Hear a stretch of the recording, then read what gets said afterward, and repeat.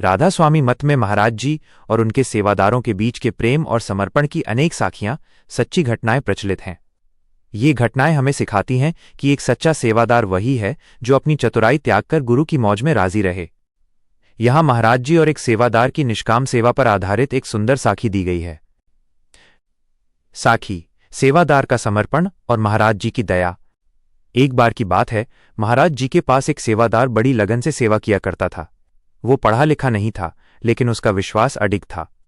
वो रात दिन डेरे के कार्यों में लगा रहता और कभी थकान की शिकायत नहीं करता था। एक परीक्षा की घड़ी। एक दिन महाराज जी ने उस सेवादार को एक ऐसा काम सौंपा जो बहुत कठिन था और जिसमें काफी समय लगने वाला था। अन्य सेवादारों ने सोचा कि ये काम तो असंभव है, लेकिन उस सेवादार ने बिना तर्क किए राधा स्वामी कहकर काम शुरू कर दिया। 2 गुरु का साथ। जब सेवादार काम कर रहा था तो उसे कई मुश्किलों का सामना करना पड़ा। लोग उसका मजाक उड़ाने लगे कि ये क्या कर रहा है, पर उसने अपना ध्यान केवल गुरु के चरणों में रखा।